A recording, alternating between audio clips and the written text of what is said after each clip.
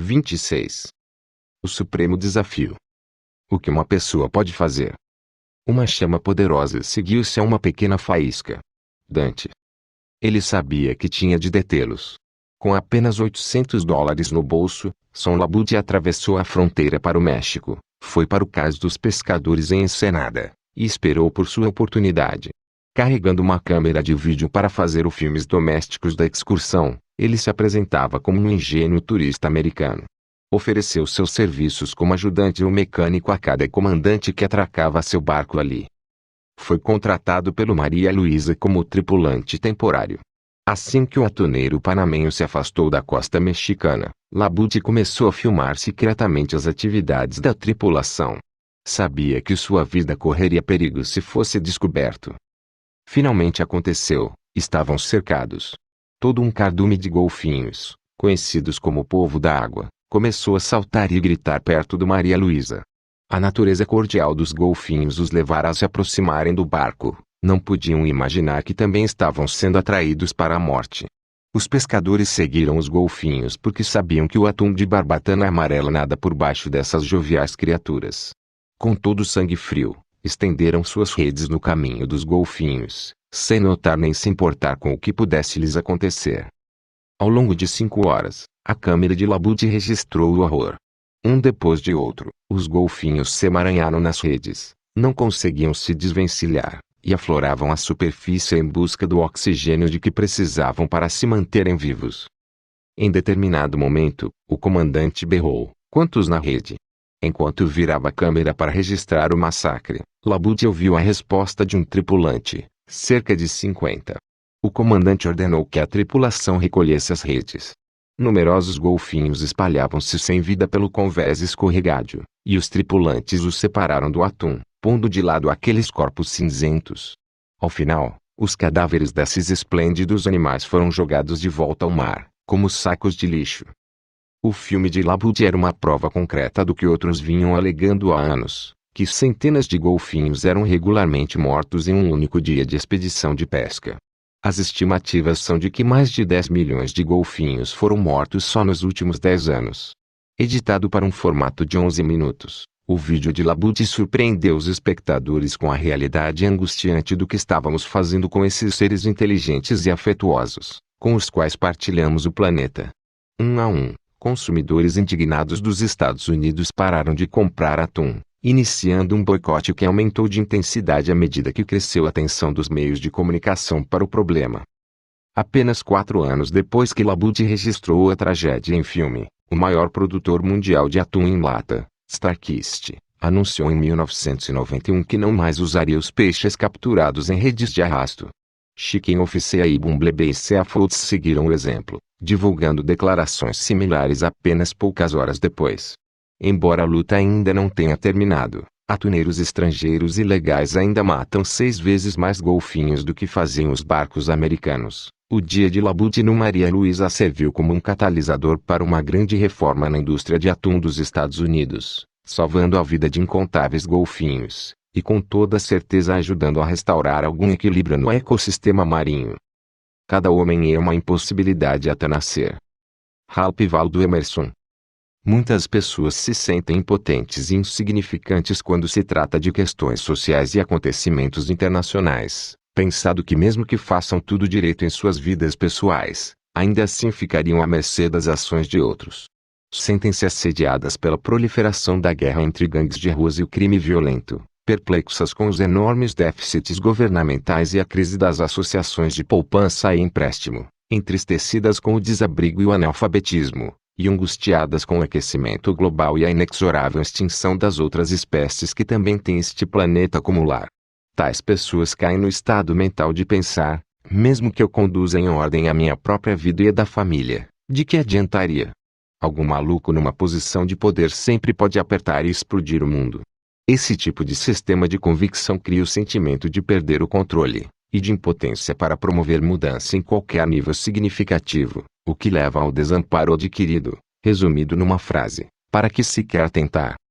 Nada pode ser pior para a capacidade de ação de uma pessoa do que o desamparo adquirido. É o obstáculo primário que nos impede de mudar nossas vidas, ou de entrar em ação para ajudar outras pessoas a mudarem as suas? Se você chegou a este ponto do livro, já sabe, com toda certeza, qual é a minha mensagem fundamental. Você tem o poder neste momento de controlar como pensa, como sente e o que faz. Talvez pela primeira vez, tem condições de assumir o controle do sistema central, que o guiou inconscientemente até agora. Com as estratégias e distinções que adquiriu pela leitura e exercícios indicados neste livro, você já despertou para a convicção de que é realmente o dono de seu destino. Juntos, descobrimos o poder gigantesco que molda o destino, decisão, e que nossas decisões sobre o que focalizamos, o que as coisas significam, e o que fazer são as decisões que determinarão a qualidade de nosso presente e futuro. Agora chegou o momento de tratar do poder das decisões coletivas para moldarem o destino da comunidade, país e mundo. A qualidade de vida das futuras gerações será determinada pelas decisões coletivas que tomamos hoje sobre a maneira de lidar com desafios atuais, com o disseminado abuso de drogas, o desequilíbrio do comércio internacional, a ineficiência do ensino público e as deficiências do sistema penitenciário. Ao nos fixarmos em tudo que não está funcionando, limitamos o foco aos efeitos, e negligenciamos as causas dos problemas. Deixamos de reconhecer que são as pequenas decisões que você e eu tomamos todos os dias que criam nossos destinos. Lembre-se de que todas as decisões são seguidas pelas consequências. Se tomamos decisões inconscientemente, isto é, permitimos que outras pessoas ou outros fatores no ambiente pensem por nós, e agimos sem pelo menos prever os efeitos potenciais, então podemos estar perpetuando, contra a nossa vontade, os problemas que tememos. Ao tentar evitar a dor a curto prazo, muitas vezes acabamos tomando decisões que criam dor a longo prazo, e quando descemos pelo rio, dizemos a nós mesmos que os problemas são permanentes e inalteráveis, que são inerentes ao território. É bem provável que a falsa convicção mais difusa acalentada pela maioria das pessoas seja a falácia de que só um ato sobre-humano teria o poder de provocar uma reviravolta em nossos problemas. Nada pode estar mais longe da verdade. A vida é cumulativa. Os resultados que experimentamos em nossas vidas, quaisquer que sejam, são a acumulação de um punhado de pequenas decisões que tomamos como indivíduos, como uma família, como uma comunidade, como uma sociedade, e como uma espécie. O sucesso ou fracasso de nossas vidas não é geralmente o resultado de um evento cataclísmico ou de uma decisão momentosa, embora às vezes possa parecer assim. Em vez disso, o sucesso ou fracasso é determinado pelas decisões que tomamos e as ações que efetuamos dia a dia.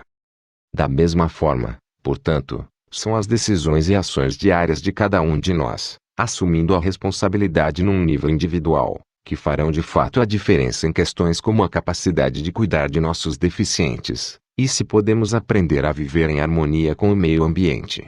A fim de promover mudanças amplas e profundas, tanto no destino individual quanto no coletivo, é necessário nos empenharmos numa melhoria constante e incessante, na disciplina do Kanni. Só assim poderemos fazer uma diferença que vai durar a longo prazo. A suprema solução. Em sua opinião, qual é o único elemento comum em todos os problemas com que nos defrontamos hoje, como nação e como mundo? Da crescente quantidade de pessoas sem teto aos índices de criminalidade cada vez mais elevados, gigantescos déficits orçamentários e lento estrangulamento do ecossistema, a resposta é que cada um desses problemas foi causado ou desencadeado pelo comportamento humano. Portanto, a solução para cada um desses problemas é mudar nosso comportamento. Isso exige a mudança da maneira como avaliamos ou tomamos decisões. O tema tratado neste livro: não temos um problema de abuso de drogas, temos um problema de comportamento. A gravidez adolescente não é o resultado de um vírus. É a consequência de um comportamento específico. A guerra de gangues é um problema de comportamento. Até mesmo a guerra nuclear é, em última análise, um problema de comportamento. Nossas decisões construíram as bombas, e nossas decisões vão eliminá-las. Todos esses problemas são o resultado de ações que as pessoas optaram por efetuar. Por exemplo, quando alguém se torna membro de uma gangue, essa decisão isolada acarreta toda uma série de comportamentos e problemas. Com a nova identidade da gangue, ele vai seguir um código de comportamento específico, que atribui um valor maior a coisas como lealdade ao grupo, e daí decorre todo um sistema de regras e comportamentos característicos. Um exemplo global dos efeitos a longo prazo de nossas decisões é a escassez de alimentos, com fome crônica, que ceifam tantas vidas ao redor do mundo. A Organização Mundial da Saúde demonstrou que é possível alimentar todos os homens, mulheres e crianças no planeta. Apesar disso, a cada dia 40.000 crianças morrem de fome. Por quê? É evidente que dispomos dos recursos, mas algo saiu terrivelmente errado, não apenas com a maneira como os alimentos são distribuídos, mas também com o modo pelo qual usamos os recursos. O que há de diferente em tudo isso? A boa notícia é que a partir do momento em que compreendemos que a raiz de todos os problemas é o comportamento, e o processo de tomada de decisão que usamos para iniciá-lo, então sabemos que nós somos os únicos que podemos mudá-lo. Como você aprendeu neste livro, a única coisa sobre a qual temos controle absoluto é o nosso mundo interior. Nós decidimos o que as coisas significam, e o que fazer em relação a elas, e em decorrência de nossas decisões efetuamos ações que têm um impacto sobre o ambiente exterior. Há ações que cada um e todos nós podemos realizar em casa, no trabalho e na comunidade para desencadear uma corrente de consequências positivas específicas. Com nossas ações, comunicamos nossas convicções e valores mais profundos, e através da influência global dos meios de comunicação de massa, até mesmo as ações mais simples têm o poder de influenciar e acionar pessoas de todas as nações. Embora isso pareça animador para a raça humana, você pode perguntar: em que uma única pessoa pode fazer uma diferença real no mundo? Praticamente em qualquer coisa. O único limite para o seu impacto é sua imaginação e empenho. A história do mundo é simplesmente a crônica do que aconteceu por causa dos feitos de um pequeno número de pessoas comuns, que possuíam extraordinários níveis de empenho em fazer uma diferença. Esses indivíduos fizeram pequenas coisas extraordinariamente bem. Decidiram que algo devia mudar, que eles deviam assumir a condução da mudança, e que podiam fazê-lo, e depois invocaram a coragem de persistir até encontrarem um meio de realizar o que desejavam. Esses são os indivíduos a que chamamos de heróis.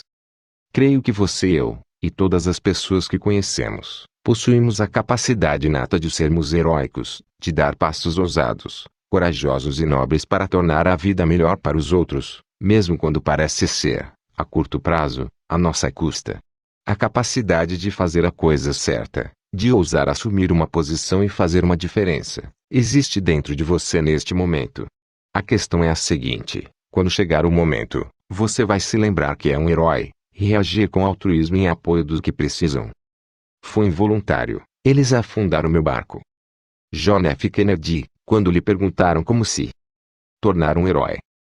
Muitas pessoas querem evitar qualquer insinuação de problema ou desafio, mas superar as dificuldades é o cadinho que forma o caráter. Há quem não descubra sua natureza heróica até surgir uma grande dificuldade ou uma situação que ameaça a vida, e precisam se elevar à altura da ocasião, porque não há outra opção. Na próxima vez em que se descobrir numa posição angustiante, decida fazer uma diferença nessa situação e efetue uma ação, por menor que possa parecer no momento. Quem sabe que consequências vai desencadear? Identifique-se como um herói, para que possa agir como tal. Muitos pensam em Madre Teresa, e presumem que ela nasceu para o heroísmo. Alegam que ela é uma mulher excepcionalmente espiritual, e que sempre foi diferente por seu empenho e contribuição altruísta aos pobres. Embora seja verdade que se trata de uma mulher de extraordinária coragem e compaixão, também é verdade que Madre Teresa teve momentos cruciais, que definiram seu papel como uma das pessoas de maior contribuição em nosso tempo. Contudo, Madre Teresa não começou ajudando os pobres. Na verdade, durante mais de 20 anos, ela ensinou as crianças mais ricas de Calcutá, Índia. Todos os dias passava pelos cortiços miseráveis que cercavam o bairro próspero em que trabalhava, jamais se arriscando além de sua pequena esfera de influência. Uma noite, ao caminhar pela rua, ouviu uma mulher gritando por socorro. Foi no momento em que essa mulher agonizante caiu em seus braços que a vida de Madre Teresa mudou para sempre. Constatando a gravidade do estado da mulher, Madre Teresa levou-a para um hospital, onde lhe disseram que sentasse e esperasse. Sabia que a mulher morreria se não recebesse cuidados imediatos, e por isso levou-a a outro hospital. E outra vez mandaram que esperasse. A casta social da mulher tornava-a menos importante do que as outras pessoas sendo atendidas. Ao final, em desespero, Madre Teresa levou a mulher para casa. Tarde da noite, ela morreu, no conforto dos braços afetuosos de Madre Teresa. O momento de definição de Madre Teresa surgira, O momento em que ela decidiu que aquilo nunca mais tornaria a acontecer com ninguém ao seu alcance. Desse momento em diante, ela decidiu que devotaria sua vida a atenuar a dor dos que sofriam ao seu redor, e quer vivessem ou morressem, seria com dignidade. Pessoalmente, faria tudo em seu poder para que as pessoas fossem tratadas melhor do que em qualquer outra ocasião de suas vidas, com amor e respeito que todos merecem. Deixe a palavra partir deste tempo e lugar, para amigos e inimigos, anunciando que a tocha foi entregue a uma nova geração de americanos, nascidos neste século, temperados pela guerra, disciplinados por uma paz dura e amarga, orgulhosos de nossa herança antiga, relutantes em testemunhar ou permitir a lenta degradação dos direitos humanos pelos quais esta nação sempre se empenhou, e com os quais continuamos comprometidos hoje, em nosso país e no resto do mundo. Que toda a nação saiba, quer nos deseje bem ou mal, que pagaremos qualquer preço, arcaremos com qualquer ônus, enfrentaremos qualquer dificuldade, apoiaremos qualquer amigo, e nos oporemos a qualquer inimigo, a fim de garantir a sobrevivência e o sucesso da liberdade. John F. Kennedy. Muitas pessoas parecem se abster hoje da própria ideia de assumirem seu heroísmo, talvez evitando a responsabilidade que acham que isso acarretaria. Além do mais, tais aspirações não são egocêntricas. E não é verdade que tudo não passa de falso heroísmo. Afinal, ninguém é perfeito. Vivemos hoje numa sociedade em que não apenas ignoramos os heróis em potencial, mas também denegrimos aqueles com que contamos. Com um mórbido fascínio, esmiuçamos suas vidas particulares, procuramos por falhas em suas armaduras, e acabamos por encontrá-las. Ou as inventamos. Em cada campanha eleitoral, as pessoas se queixam da qualidade dos candidatos, mas procuram sistematicamente as menores indiscrições no comportamento passado de um candidato, ao ponto até de focalizar o fato de que um candidato em potencial ao cargo de ministro do Supremo Tribunal Federal fumou um cigarro de maconha há várias décadas. Se submetêssemos os heróis de nosso passado aos mesmos critérios implacáveis pelos quais julgamos os heróis atuais, não teríamos nenhum herói. Os Kennedys e os Kings teriam dificuldades em resistir à mentalidade sensacionalista de hoje.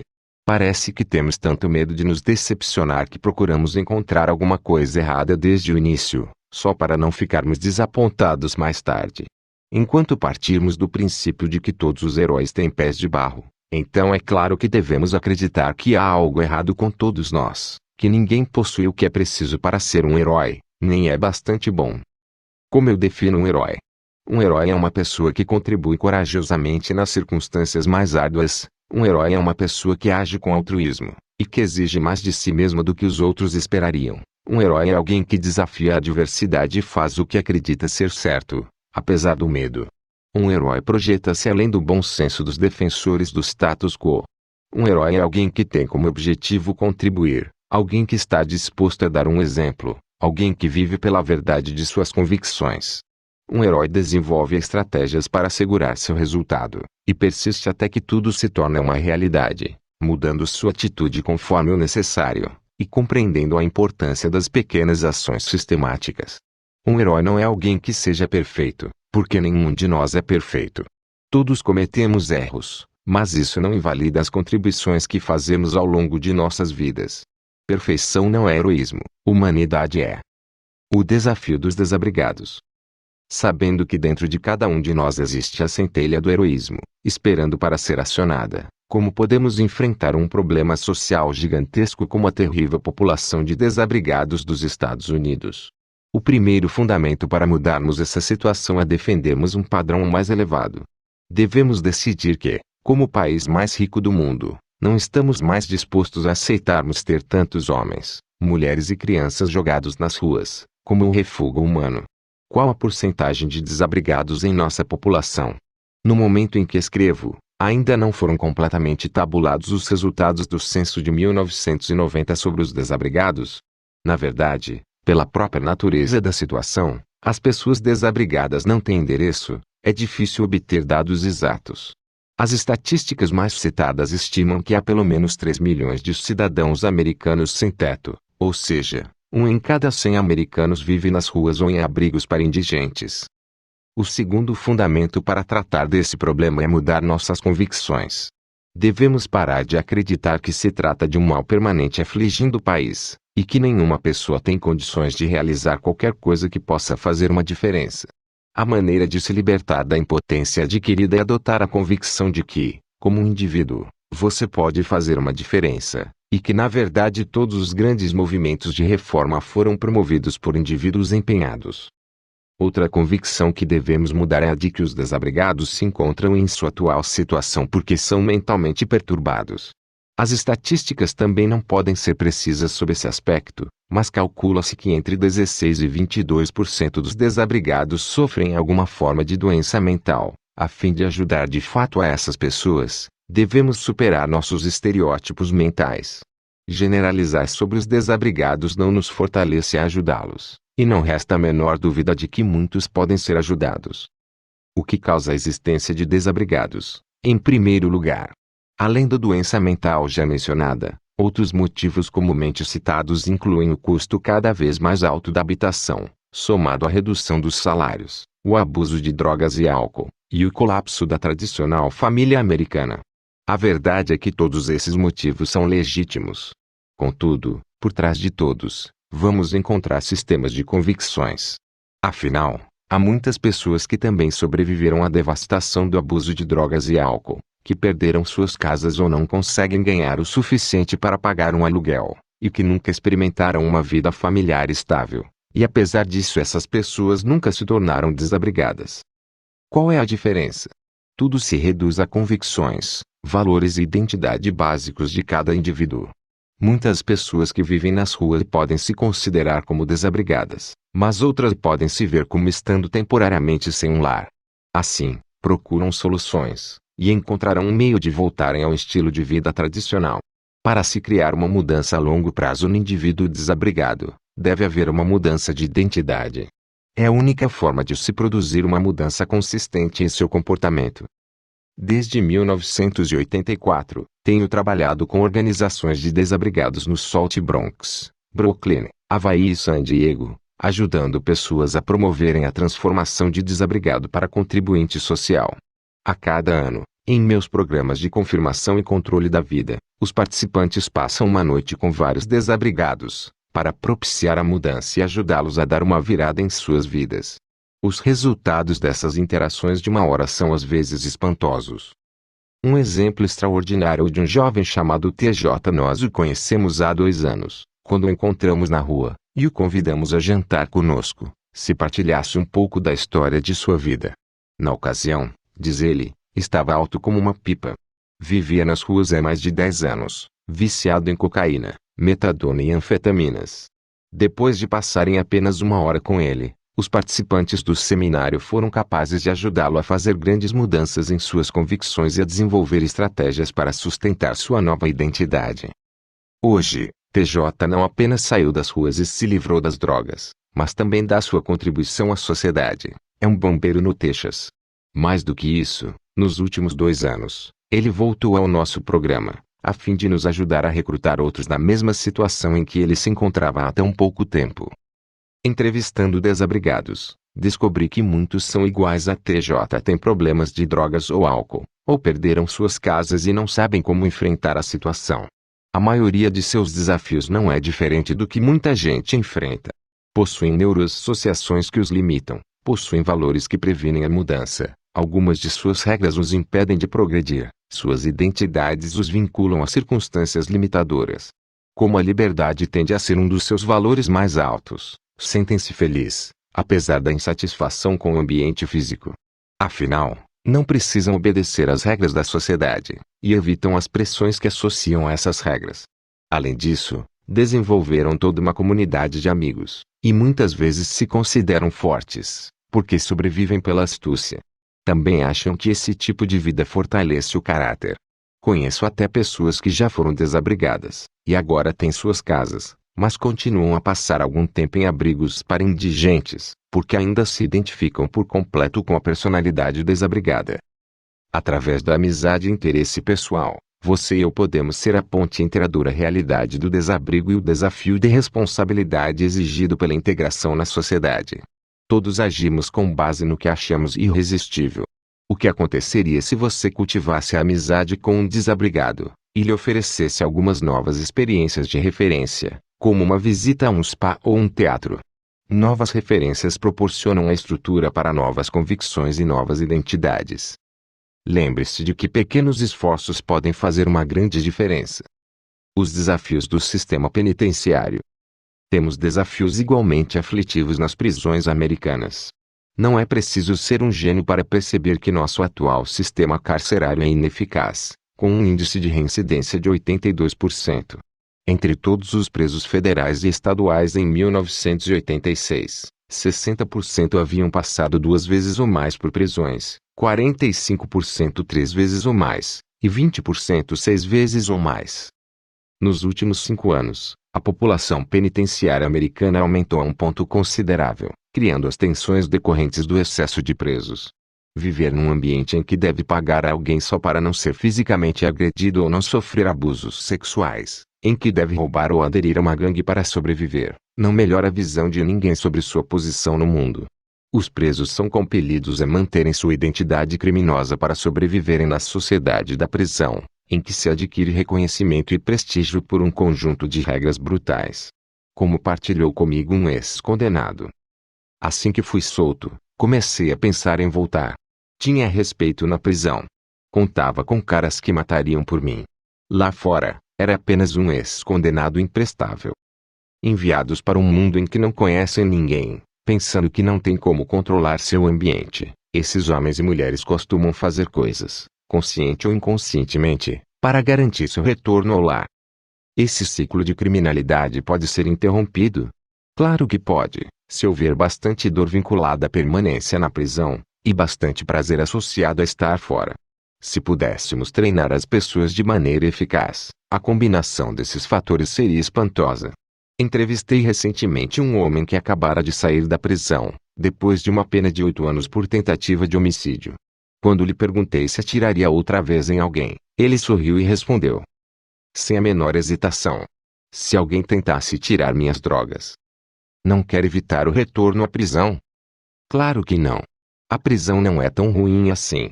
Ali, eu não precisava me preocupar com a próxima refeição. E podia assistir televisão. Tinha tudo sob controle, sabia como lidar com os outros caras, e por isso não tinha com que me preocupar. A prisão não é um dissuasivo para o seu comportamento sociopático. Ele simplesmente não associa dor ao encarceramento. Compare isso com as experiências de Franca Bagnali, autor do livro Catch Me If You Can. Ele é famoso no mundo inteiro por seus golpes como o grande impostor. Viaja por toda parte, apresentando-se como piloto da Pan, administrador de hospital, assessor do procurador-geral da Louisiana, entre outros disfarces, e dando golpes de milhões de dólares. Hoje, Frank é um dos mais destacados especialistas americanos em sistemas de segurança bancária, um homem que contribui para a comunidade. O que provocou a mudança? A OR. Em consequência de um de seus golpes, ele foi preso e encarcerado numa prisão francesa. Ninguém o ameaçou com abusos físicos ou sexuais, mas a dor foi muito intensa. Em primeiro lugar, ele cumpriu toda a sentença numa cela escura, totalmente isolado de qualquer contato com o mundo exterior, nada de televisão, jornais, rádio, conversas com outros presos ou guardas. Segundo, nunca lhe disseram quando seria solto. Não tinha a menor ideia se ficaria ali por 60 dias ou 60 anos. A dor de não saber, o senso de incerteza, era a forma mais severa de punição imaginável, e Frank vinculou tanta dor a esse inferno na terra que jurou que nunca mais voltaria. E quer saber de uma coisa? Ele não é o único assim. Não é de surpreender que as prisões francesas tenham um índice de reincidência de 1%, e gastem cerca de $200 por ano com cada preso, uma cifra ainda mais espantosa quando se considera que os americanos despendem em torno de $30 mil por ano com seus prisioneiros, e perpetuam um índice de reincidência de 82%. Estou sugerindo que copiemos o sistema penitenciário francês? Não. Só estou dizendo que o atual sistema americano obviamente não funciona, e já é tempo de experimentar outra coisa. Devemos proporcionar a nossos presos um ambiente em que não tenham de se preocupar constantemente com a possibilidade de serem espancados ou atacados pelos companheiros de cela, mas ao mesmo tempo não podemos converter a prisão no lar que nunca tiveram. Estou sugerindo que as condições da prisão devem ser indesejáveis, desconfortáveis, e que durante a pena se deve mostrar às pessoas meios de fazer com que o mundo exterior seja uma experiência que possam controlar, uma experiência de prazer e possibilidades, a fim de que se torne algo que desejam, em vez de temerem, ao serem libertadas. Devem vincular dor à permanência na prisão, e prazer à mudança. De outra forma, o comportamento que os levou à prisão nunca será modificado a longo prazo. Acima de tudo, um preso deve saber que alguém se importa com ele, e se empenha em lhe oferecer estratégias que guiarão sua vida por um novo rumo. Nem todos os presos estão prontos para a mudança, mas os que se encontram preparados merecem todo o nosso apoio. Enquanto existir uma classe inferior, estou nela. Enquanto existir um elemento criminoso, pertenço a ele. Enquanto houver uma alma na prisão, eu não serei livre. Eugênie Victor Debs. O que você pode fazer? Uma ação simples, mas profunda, seria assumir o compromisso de uma vez por mês visitar um preso que tenha sinceramente decidido mudar a qualidade de sua vida. Torne-se um amigo afetuoso, pronto a ajudá-lo, e mostre-lhe as opções disponíveis.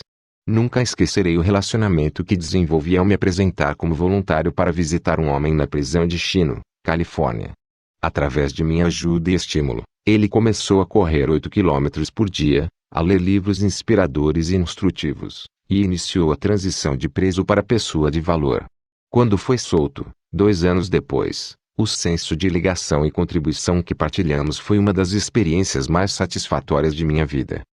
O desafio da violência das gangues. Embora o crime adulto seja um problema de grandes proporções, precisamos tratar também dos meios para conter o fluxo da juventude para o sistema reformatório penal.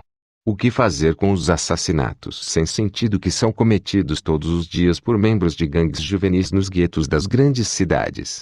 A selvageria implacável de 2 gangues originárias de Los Angeles, Crips e Bloods, que depois se espalharam por todo o país, impôs um sangrento tributo às cidades em que vivem.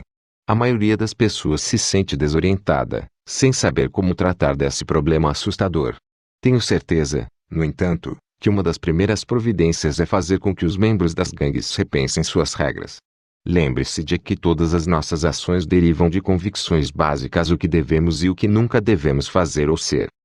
Li recentemente um artigo em Rolling Stone comentando um livro que focalizava a vida cotidiana dos membros de uma gangue. Relata a reunião de uma gangue num lugar chamado Camp Kilpatrick quando perguntaram aos estudantes, membros da gangue, por que matariam alguém. Eles apresentaram no instante uma lista com 37 razões. Aqui estão algumas das que achei mais chocantes. Se alguém olha para mim de um jeito esquisito, se alguém me pergunta de onde eu sou, por 10 centavos, se alguém anda de uma maneira esquisita, se alguém toca na minha comida, por exemplo, tira uma batata frita, por diversão, se alguém não corta meus cabelos direito. Com regras tão aberrantes, regras que quase ninguém na sociedade partilha, não é de surpreender que esses rapazes e moças sejam tão instáveis. Têm mais razões para matar do que praticamente qualquer outra pessoa, e assim agem de acordo com as suas regras. O que me pareceu mais animador, porém, foi constatar que o mediador da conversa compreendia o poder das perguntas de enfraquecer até mesmo as convicções mais arraigadas. Ele perguntou, por quais dessas coisas vocês estariam dispostos a morrer? Em outras palavras, se você soubesse que também morreria se matasse alguém por um péssimo corte de cabelo, ainda assim o faria? Ao fazer essa pergunta, ele levou-os a reavaliarem suas regras, e a reconsiderarem a importância daquelas coisas pelas quais se mostravam antes dispostos a matar. Ao final desse processo de perguntas, os membros da gangue haviam efetuado uma mudança radical em suas regras. Em vez de 37 razões para matar, eles tinham agora apenas 3, legítima defesa, pela família e pela associação, gangue. A última só permaneceu porque um jovem continuava a acreditar que era provavelmente a coisa mais importante em sua vida. Sempre que qualquer dos outros tentava dissuadi-lo, ele simplesmente insistia, vocês não me conhecem. Sua identidade era uma convicção, tão vinculada à gangue que renunciar implicaria em também renunciar a todo o seu senso de eu. Provavelmente a única coisa constante na vida daquele rapaz.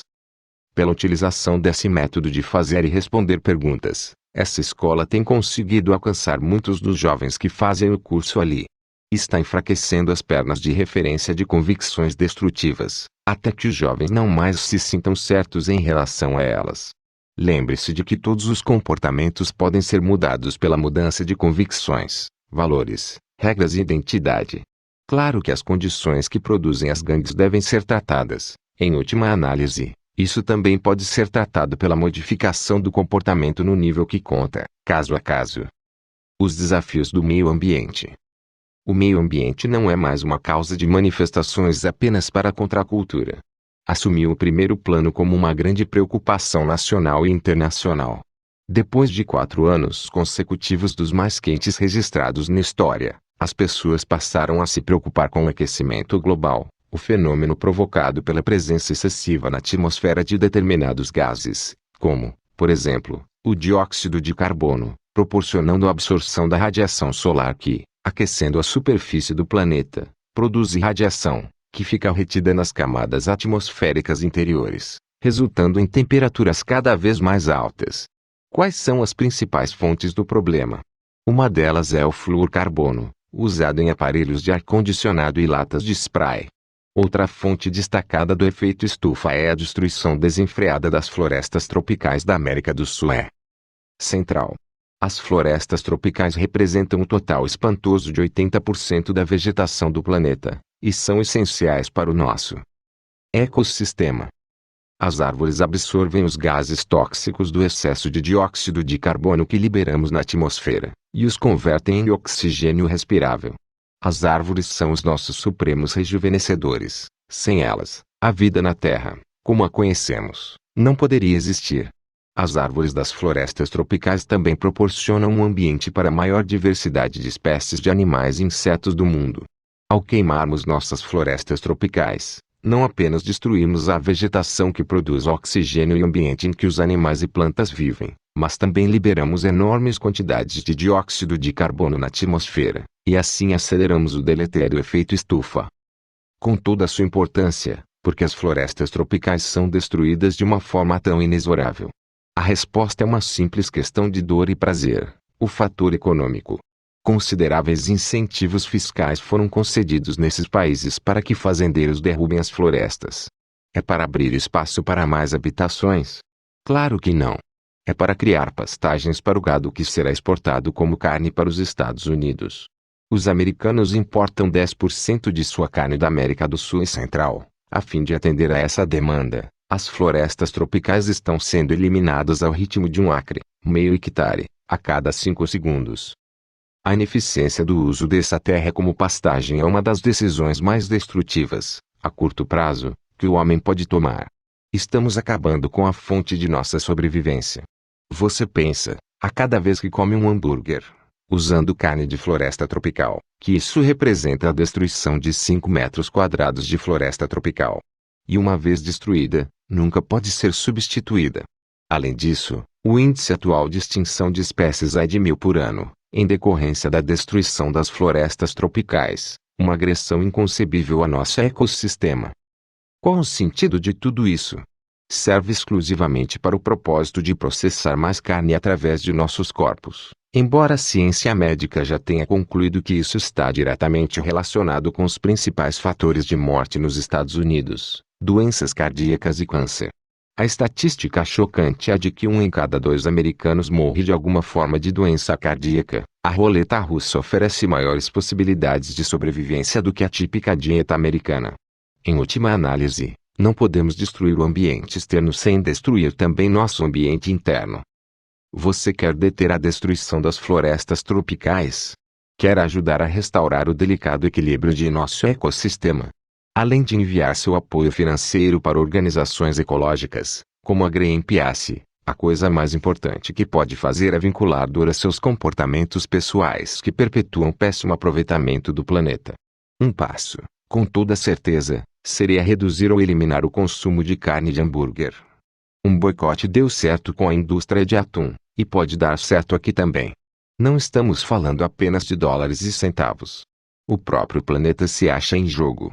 Saiba que as decisões que você toma sobre o que põe em seu prato ao jantar determinam, numa escala mínima, mas inegável, coisas como a quantidade de dióxido de carbono que é liberada em nossa atmosfera, e quantas espécies vegetais e animais morrerão a cada dia.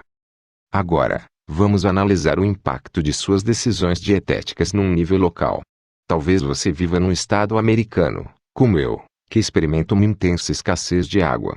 Na verdade, já se disse que no século XX a água será o ouro do futuro, um dos nossos recursos mais valiosos e escassos. Como isso pode acontecer, num planeta que é predominantemente coberto por água? O motivo pode ser encontrado na administração incrivelmente medíocre desse recurso vital. Em termos específicos, o problema se relaciona com a indústria da carne. Pense no seguinte: a quantidade de água usada para criar um único bezerro é suficiente para fazer flutuar um contratorpedeiro americano. Na Califórnia, todos nos empenhamos com afinco para poupar água, com providências como não regar os gramados e instalar redutores do fluxo em vasos sanitários e chuveiros. Todas essas ações são importantes, mas você sabia que é preciso 19.394 litros de água para produzir meio quilo de carne? Isso significa que você pode poupar mais água por não comer carne do que poderia se deixar de tomar banho de chuveiro durante um ano inteiro, segundo David Fields, um economista de Cornell, e seu associado Robin Moore. Cada dólar que os governos estaduais concedem aos criadores de gado, sob a forma de subsídios de irrigação, custa mais de $7 aos contribuintes em perdas salariais, aumento do custo de vida e receita empresarial reduzida. O que uma pessoa pode fazer para poupar mais água? A resposta me parece óbvia: cortar o consumo de carne. Aqui está mais uma coisa para você remoer. Sabia que mais energia é consumida pela indústria da carne de vaca do que por qualquer outra indústria individual nos Estados Unidos? A porcentagem de toda a matéria-prima que os Estados Unidos devotam à criação de gado representa 1/3 de todo o consumo de energia, e o combustível fóssil exigido para produzir meio quilo de carne é mais ou menos a 39 vezes mais que o exigido para produzir o valor equivalente de proteína em soja. Se você quer poupar energia, seria mais sensato guiar seu carro até o restaurante no final do quarteirão do que se andasse até lá abastecido pelas calorias de 200 gramas de carne de boi ou galinha, produzidos por uma indústria com padrões ineficientes de energia. Está preocupado com as usinas de energia nuclear? Se reduzíssemos em 50% nosso consumo de carne, poderíamos eliminar totalmente a dependência da energia nuclear nos Estados Unidos, além de reduzir de uma forma significativa ou por completo a dependência de importação de petróleo do exterior. Robbins, John, Diet for a New America. Uma questão final com que todos nos preocupamos é a fome no mundo. Com 60 milhões de pessoas morrendo a cada ano de inanição, é evidente que chegou o momento de examinarmos a eficiência da utilização de nossos recursos. Lembre-se de que todas as decisões têm consequências, e, se não tivermos alguma compreensão do impacto a longo prazo em nosso planeta, tomaremos decisões ruins. A quantidade de alimentos produzidos em qualquer acre, 0,4 hectare, de terra fértil é bastante reduzida quando esse alimento é carne de boi. O mesmo acre de terra que produz 120 kg de carne de boi daria para produzir 20.000 kg de batata, mais ou menos a diferença entre alimentar uma pessoa e 160 pessoas. Os mesmos recursos usados para produzir meio quilo de carne podem produzir 8 kg de cereais. A terra exigida para alimentar um comedor de carne durante um ano é de 3 acres e 1/4, para um lacto-ovo vegetariano, meio acre, e para um vegetariano total, 1/6 de acre. Em outras palavras, um acre pode alimentar 20 vezes mais pessoas se todas tiverem uma dieta vegetariana. 40.000 crianças morrem de inanição a cada dia, embora tenhamos a capacidade de alimentá-las, se administrássemos nossos recursos com mais eficiência. E tem mais: se cada americano reduzisse o consumo de carne em apenas 10%, o número de pessoas que poderiam ser alimentadas, usando os recursos que seriam liberados da criação de gado, seria de 100 milhões. É comida suficiente para alimentar cada homem, mulher e criança famintos da terra. E ainda ter um excedente. Obviamente, ainda teríamos de enfrentar o desafio político da distribuição, mas o alimento estaria disponível, com toda certeza. Finalmente, um dos recursos naturais mais importantes que estamos esgotando em decorrência de nosso hábito de carne é o solo arável. A natureza precisa de 500 anos para criar 2,5 cm de solo arável, e no momento estamos perdendo isso a cada 16 anos. Há 200 anos, os Estados Unidos tinham 54 centímetros de solo arável, e agora temos apenas 15 centímetros, A quantidade de perda de solo arável relacionada diretamente com a produção de carne é de 85%. Sem um solo arável adequado, nossa cadeia alimentar desmorona, e com isso nossa capacidade de existir. Minha exposição inicial à maioria das estatísticas acima e ao impacto devastador de comer carne sobre o meio ambiente foi através de meu grande amigo Johnny Robbins, que não é meu parente por nascimento, embora sejamos irmãos em nosso empenho de fazer uma diferença. Johnny escreveu um livro, Diet for a New America, que foi indicado para o Prêmio Pulitzer. Creio que esse livro tem um lugar na casa de cada americano que deseja ter consciência dos efeitos de suas decisões e ações diárias. Como John deixa bem claro, a decisão sobre o que pôr em seu prato no jantar desta noite tem efeitos profundos. Desencadeia uma série de eventos e atividades que estão moldando a qualidade da vida na Terra. Você pode perguntar, como uma única pessoa pode ter a esperança de inverter a maré de um desafio tão grande? John afirma que essa batalha será vencida não no Congresso americano nem nas salas de diretoria, mas pelos indivíduos. A pessoa que vai ao supermercado, para no balcão de carne, e pega um filé com etiqueta de preço de $8 por quilo, deve compreender que tem na mão uma ilusão muito dispendiosa. Por trás da pequena etiqueta de preço, escondem-se as florestas tropicais que foram derrubadas, o suprimento de alimentos e água de nossos filhos, o solo arável de nossos filhos, seu futuro meio ambiente. E temos de olhar para o filé e dizer, isso custa demais. O verdadeiro poder está nas decisões que você toma no supermercado, nos restaurantes e em sua cozinha. Tome uma posição. Ao assumir uma posição, você não apenas deixa de participar do péssimo aproveitamento dos nossos recursos, mas também envia uma mensagem clara para as grandes empresas cujo sangue vital está ligado ao hambúrguer. Nos últimos anos, empresas de alimentação como a McDonald's e a Carl's Jr. Carlo Karcher Enterprises começaram a reagir às mudanças no gosto dos consumidores, criando lanchonetes de saladas e outros alimentos alternativos. A McDonald's também parou de usar recipientes de poliestireno para seus alimentos, e calcula que, em decorrência, reduziu sua produção de hidrocarbonos em 25%, fazendo uma diferença considerável na melhoria do meio ambiente.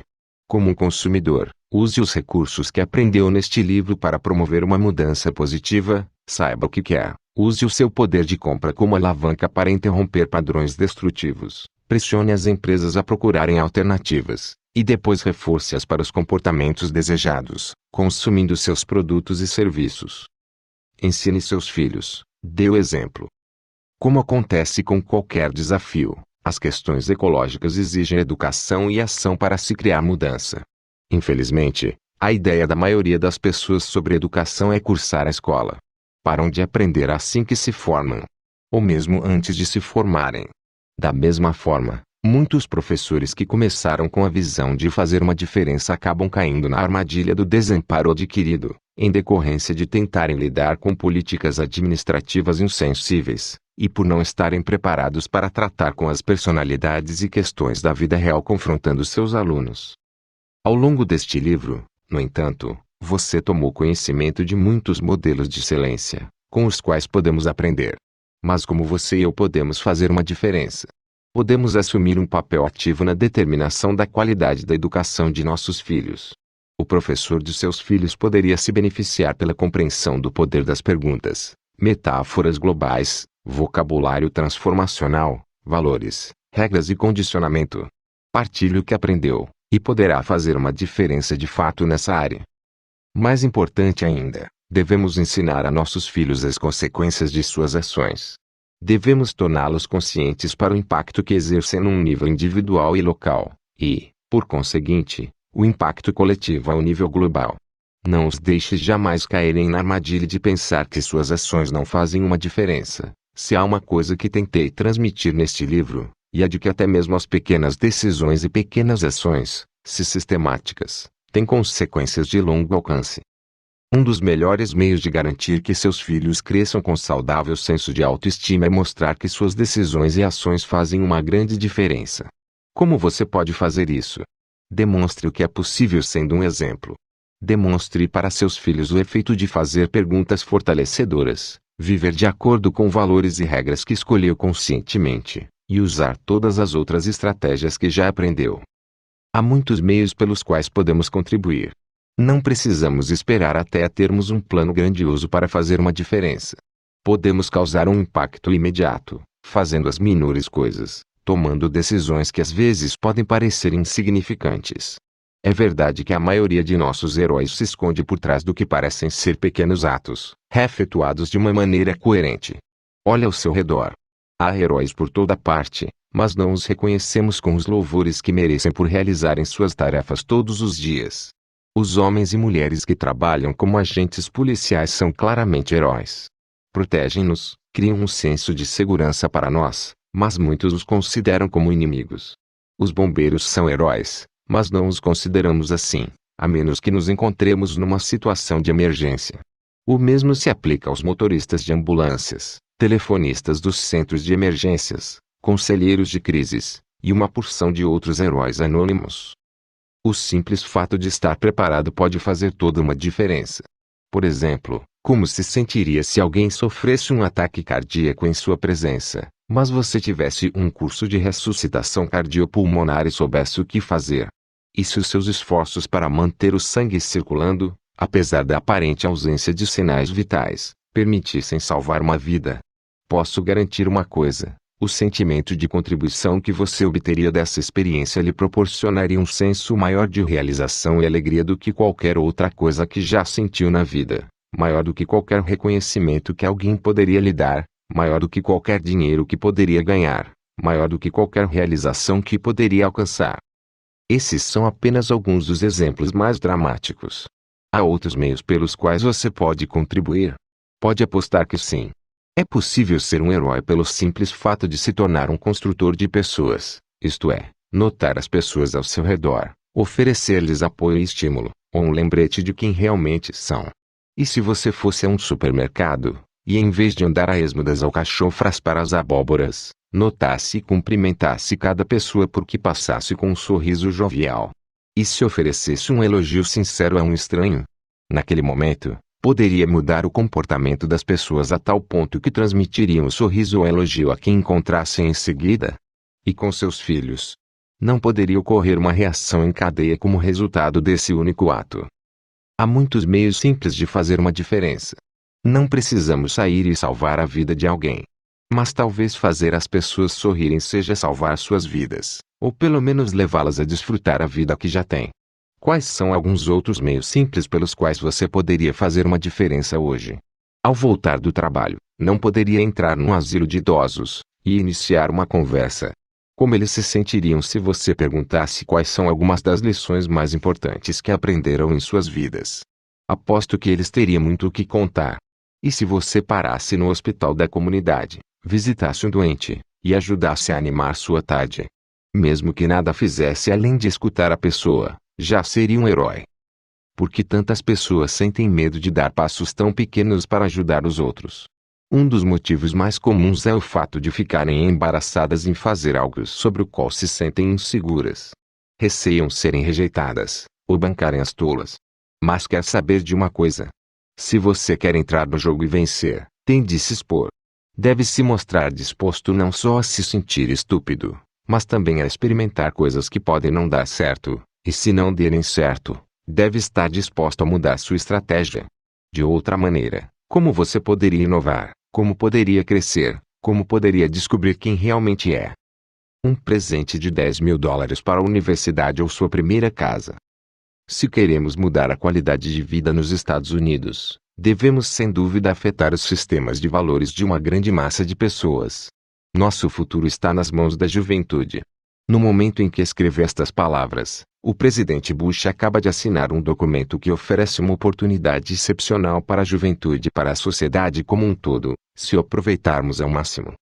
Há cerca de 2 anos, conheci uma mulher maravilhosa, que participou de meu seminário Encontro com o Destino. Seu nome é Barbara Mikulski, uma das 2 senadoras no Congresso dos Estados Unidos. Notando meu desejo de contribuir, ela me falou sobre o projeto de serviço nacional, de que era coautora, agora convertido em lei. Você deve conhecê-lo. Oferece uma oportunidade excepcional de contribuir para os que precisam, e ao mesmo tempo cria um futuro irresistível. O projeto tem muitas facetas, mas sua característica primária é oferecer aos jovens a oportunidade de trabalhar numa organização de serviços comunitários aprovada, e ganhar um crédito de $10.000, a ser aplicado numa instrução universitária, ou como entrada em sua primeira casa. Além disso, os participantes podem ganhar o dinheiro para suas despesas, o salário mínimo, ou um pouco menos. Aqui estão alguns detalhes adicionais sobre o programa. Estipula um compromisso voluntário de 2 a 6 anos, em tempo integral ou parcial. Serviço em 2 fins de semana por mês, além de 2 semanas no verão. Um crédito de $3.000 por ano para cada ano de serviço, que pode ser aplicado no pagamento de curso universitário, ou como entrada numa casa. Não há limite de idade, e qualquer pessoa pode participar. Uma estrutura baseada na comunidade, com ênfase na complementação de serviços públicos ou particulares. O mais importante no Serviço Nacional, porém, é a transformação dos valores das pessoas envolvidas. A fim de obter o crédito, os jovens vão experimentar um senso de contribuição, ajudando os idosos, deficientes físicos, pacientes de câncer, analfabetos funcionais, e assim por diante. Embora possam ingressar no Serviço Nacional por causa do incentivo do crédito, a experiência diária de contribuir para os outros afetará profundamente a identidade e destino dos jovens. Uma vez tocada pela gratidão de outro ser humano, uma vida se transforma para sempre. Pode imaginar o impacto se a maioria de nossos jovens partilhasse dessa experiência? Você não pode viver um dia perfeito sem fazer algo por alguém que nunca será capaz de retribuir. John Wooden. O efeito mais poderoso que você vai desencadear será o desabrochar de seu senso de contribuição. Todos temos necessidade de ir além de nossos impulsos básicos de evitar a dor e alcançar o prazer. Creio que, lá no fundo, todos queremos fazer o que acreditamos ser certo, ir além de nós mesmos, e empenhar nossa energia, tempo, emoção e capital por uma causa maior. Devemos atender a nossas necessidades morais e espirituais, mesmo que isso nos acarrete dor a curto prazo. Reagimos não apenas a nossas necessidades psicológicas, mas também ao imperativo moral de fazer mais e ser mais do que qualquer um pode esperar. Nada nos proporciona um senso maior de satisfação pessoal do que a contribuição. Dar com altruísmo é a fundação da realização. Embora o programa do Serviço Nacional ofereça um caminho para atender a essas necessidades, uma possível desvantagem é o fato de visar basicamente os estudantes universitários.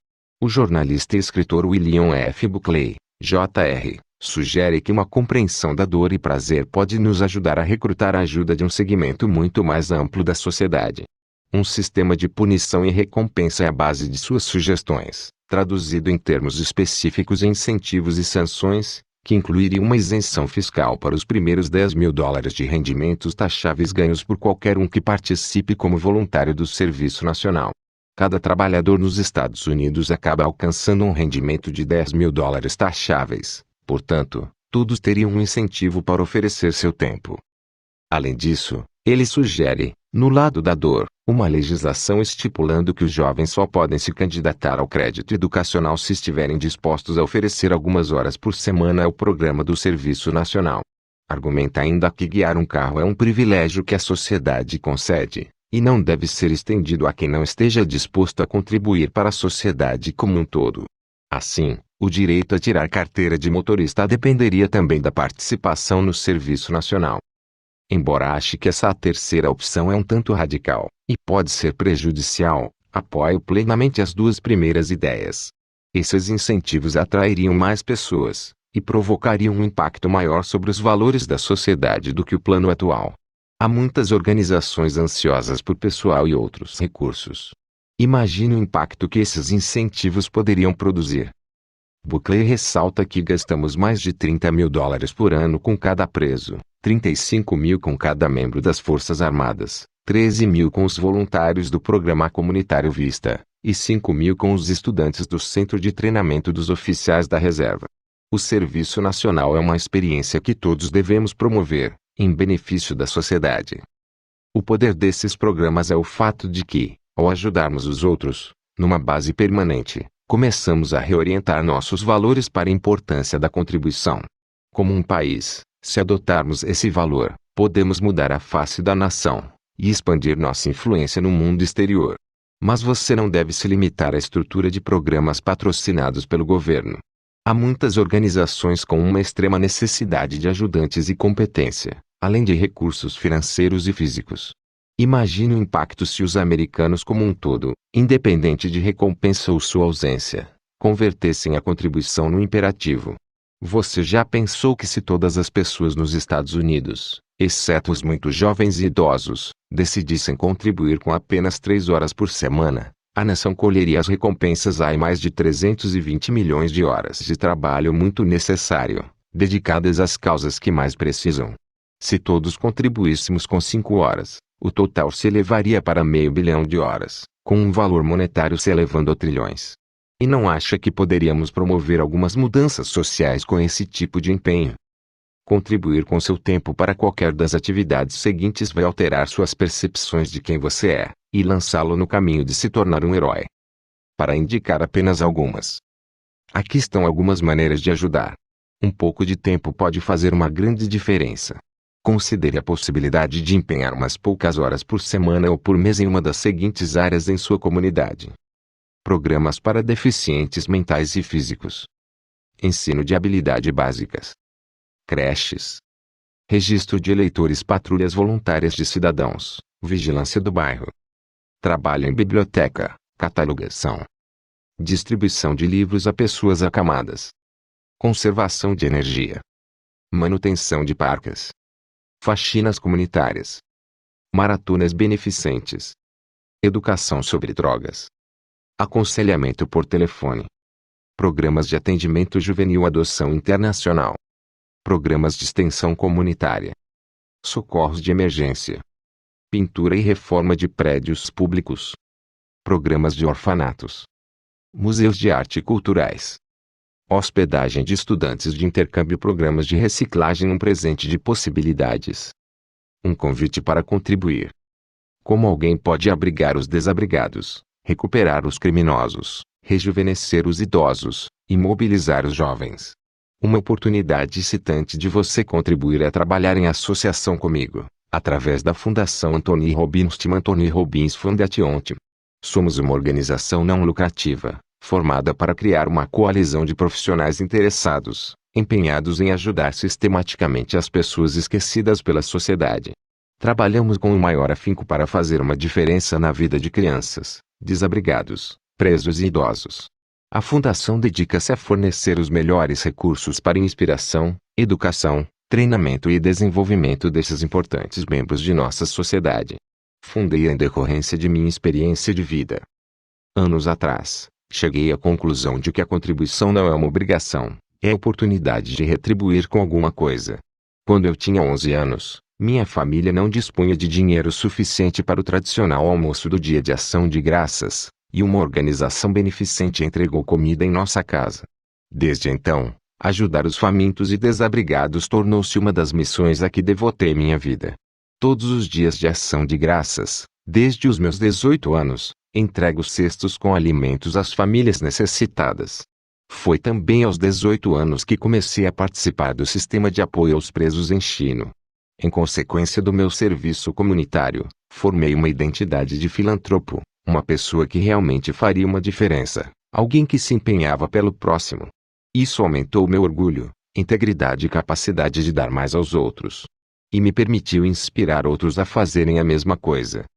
Por causa da exposição maciça decorrente de meus livros, gravações e programas de televisão, recebo todos os dias cartas de pessoas do mundo inteiro, pedindo ajuda. Algumas das transformações mais profundas e comoventes de que tomei conhecimento foram de presos e de pessoas que não são mais desabrigadas. Por isso, a Fundação ofereceu uma cópia gratuita da minha biblioteca de áudio de 30 dias, Poder Pessoal, e um exemplar de meu primeiro livro, Unlimited Power, a todas as prisões dos Estados Unidos. No momento em que escrevo, estamos entrando em contato com todos os abrigos de pessoas sem teto do país para fazer a mesma oferta. Reservei 10% dos direitos autorais deste livro à Fundação, a fim de financiar essas distribuições. Além disso, os Anthony Robbins Associates, os representantes autorizados que promovem seminários baseados em vídeo nos Estados Unidos, promovem 2 programas gratuitos por ano em suas comunidades. Esses programas são realizados em prisões, abrigos dos sem-teto, escolas secundárias e centros de cidadãos idosos.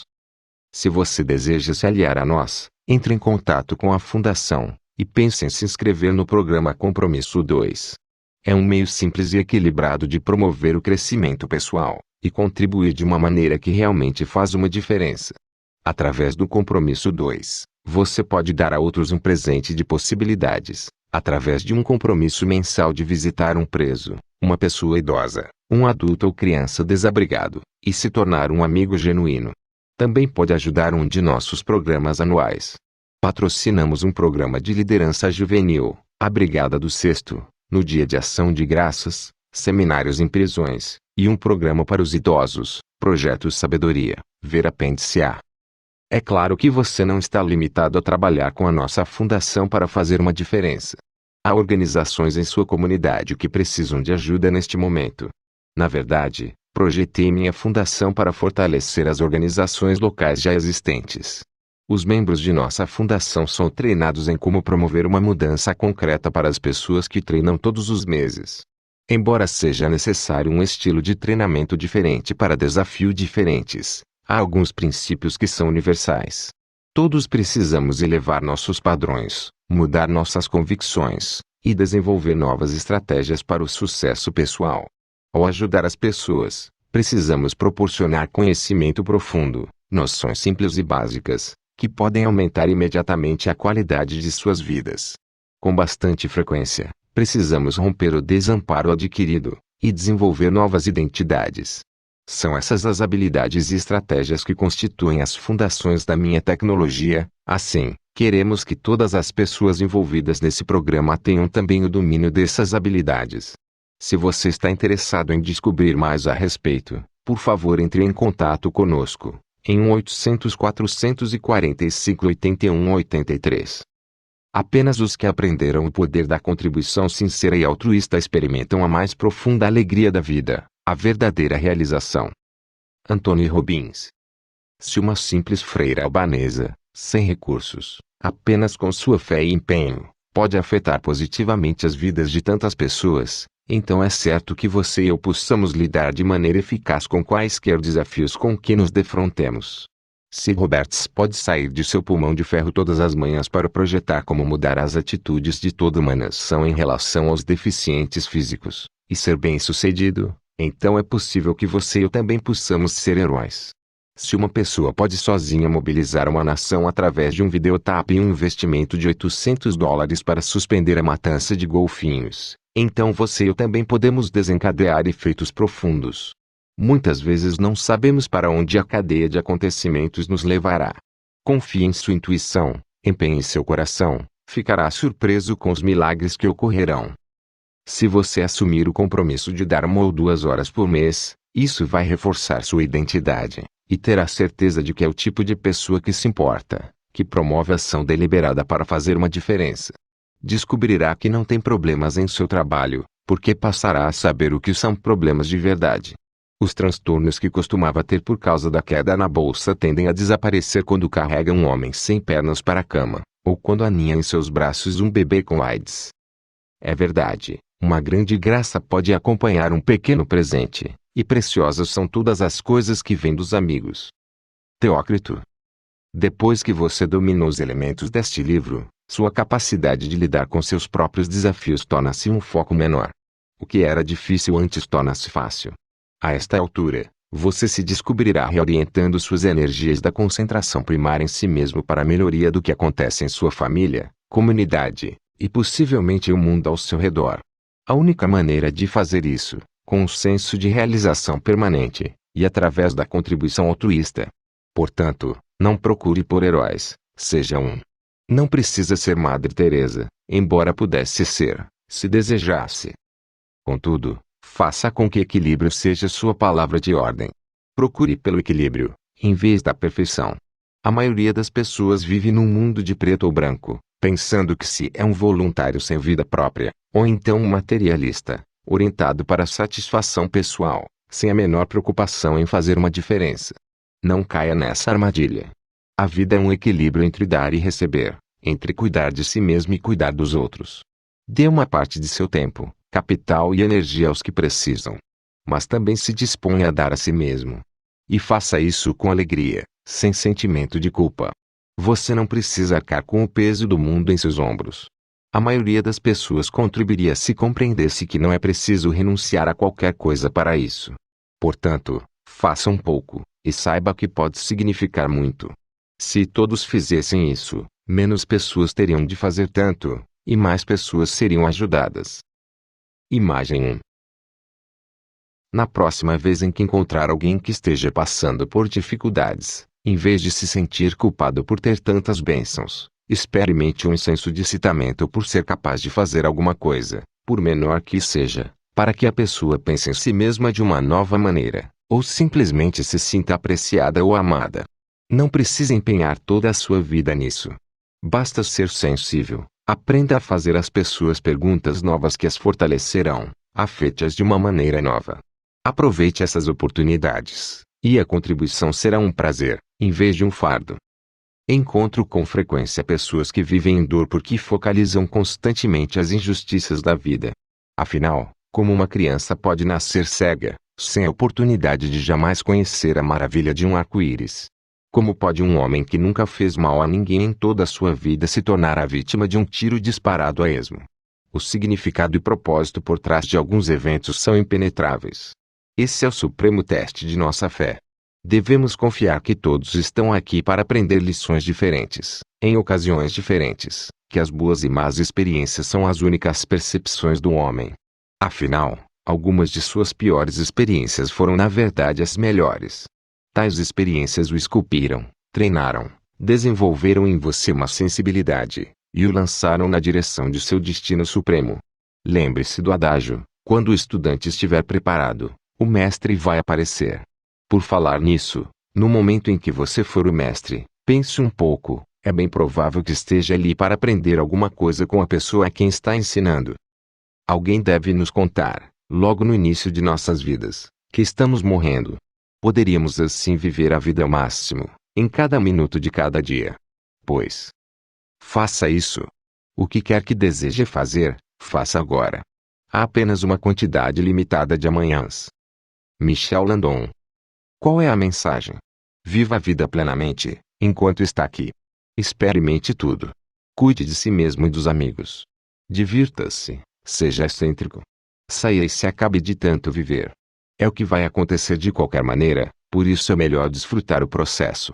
Aproveite a oportunidade para aprender com os seus erros, descubra a causa de seu problema e elimine-a.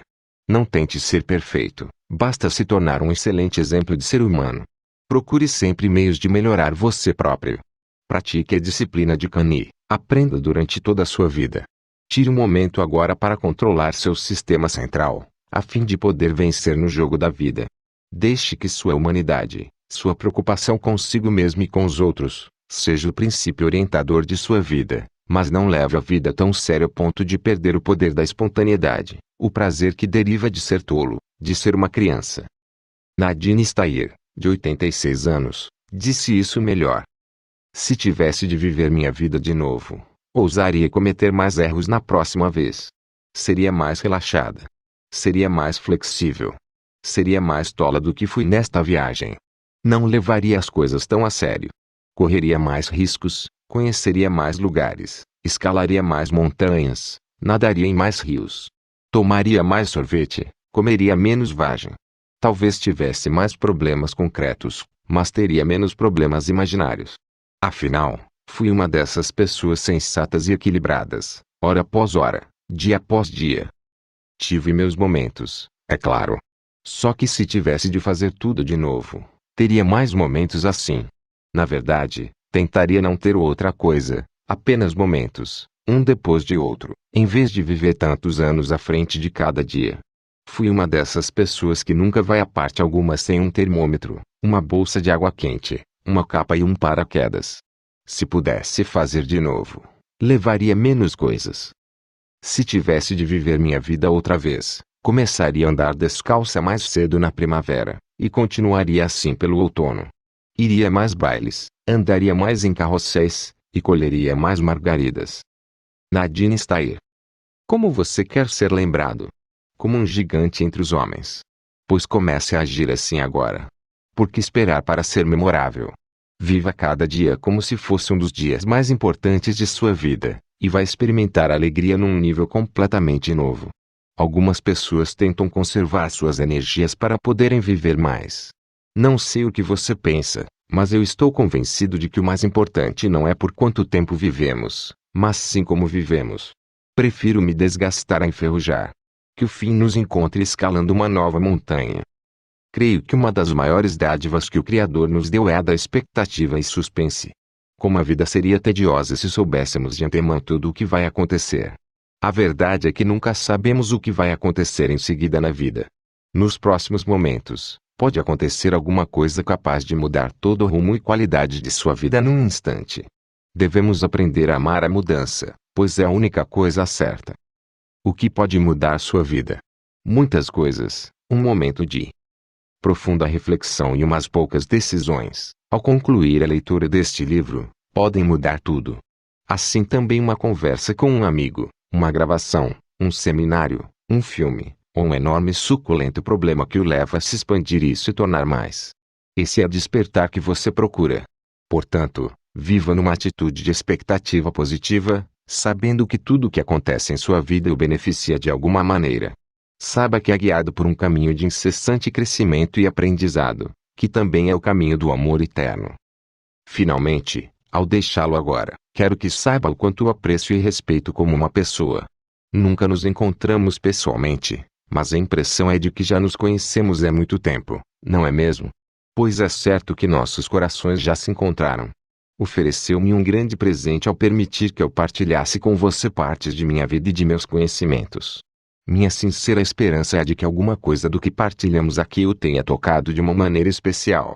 Se você usar agora algumas dessas estratégias para aumentar a qualidade de sua vida, então eu me sentirei muito afortunado.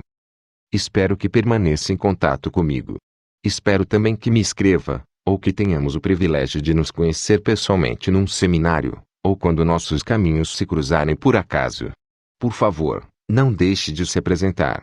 Aguardo ansioso a oportunidade de conhecê-lo e ouvir a história dos sucessos de sua vida. Até lá, não se esqueça de esperar milagres. Porque você é único. Seja um portador da luz, uma força para o bem. Passo a tocha agora às suas mãos. Partilhe suas dádivas, partilhe sua paixão. E que Deus o abençoe. Algum dia, depois que dominarmos os ventos, as ondas, a maré e a gravidade, vamos dominar por Deus as energias do amor. E, então, pela segunda vez na história do mundo, o homem descobrirá o fogo. Teilhard de Chardin.